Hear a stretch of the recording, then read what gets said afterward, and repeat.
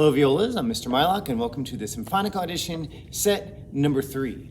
It starts with a 3-octave C major scale, so it starts on your lowest open string. That's pretty standard fare.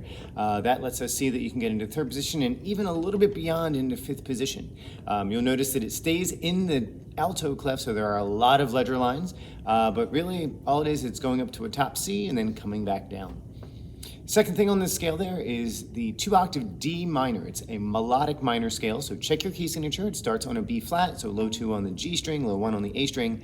But the fact that it is melodic means that those notes, there are 2 notes actually. B flat will be moving up to B natural. C natural will be moving up to C sharp on the way up the scale. So you will have noticed 1, high 2 for the E, 3 for the F, G, A, B high 2, C sharp high 3. On the way back down, those notes go back to what's ever in the key signature, so C natural and B flat. So just be aware of that. That's what keeps things melodic minor. Moving on to the Hoe-Down, and again, this is sort of standard fare for auditions. We want to see something technical, and we also want to hear something lyrical. So our technical piece is the Hoe-Down. The first 3 notes are grace notes. They're supposed to be sort of crunched together. A lot of times they sort of turn into triplets just because we have a triplet rhythm right away in that first measure. But if you can keep them as close together, that's probably better than just a triplet. You'll see also that it's a C natural. So keep this low 2 low, because again, in the first measure there, we do see that a C sharp does appear.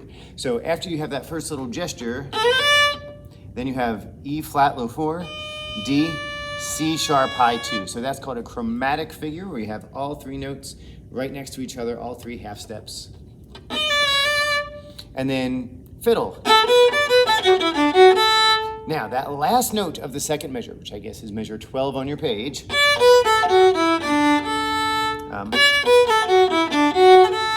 would use that open to shift into 3rd position, to hit that D, F sharp, D at the beginning of the next line. And do make sure it's a nice high stretch for that F sharp, so it's a high 3, just like you normally would have a high 2 for an F sharp on the D string. Now that we're up in position, that needs to be a high 3, because the F sharp is going to go closer to your nose, closer to the bridge, higher in pitch. That gesture, that whole little melody starting at 11,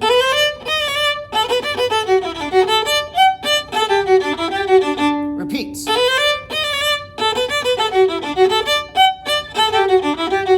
And then you get a very rhythmic passage. 1, 2, and 1.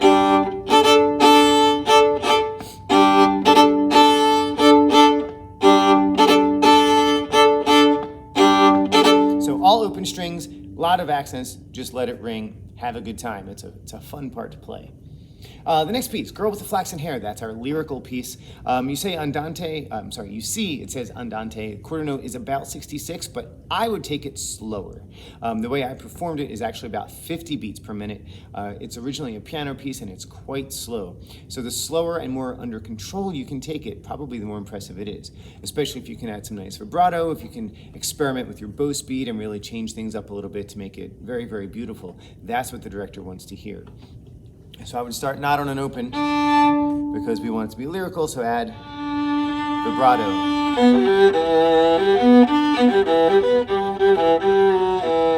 Check your key signature, we have an F sharp, so our 3rd finger on the C string. C, D, E, F natural is a low 3, F sharp is a high 3.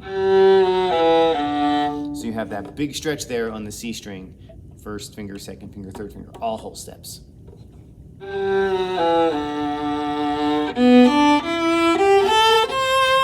Measure 31, I would shift in between the slur. 3rd position, 2, 4. And that's just your top of a 2-octave G major scale. That's the note G up there in 3rd position. So again, nothing too terribly crazy. A lot of ledger lines, yes. Do expect in symphonic orchestra that you will see some treble clef. And what that would do is that would just eliminate all those ledger lines. If that note, the last note of 31, the first note of 32 were in the treble clef, that would actually still be on the staff. So you can definitely play violin notes, and this is a good example. But I would shift in between beats 2 and 3. Shift, 2, 4, and then again, high 3 for the F sharp. And then I would stay in third position. And then shift here.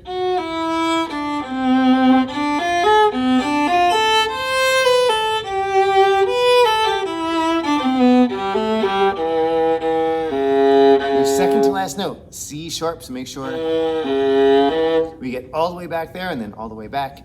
Keep that vibrato going, and we'll see you in symphonic orchestra. Happy practicing.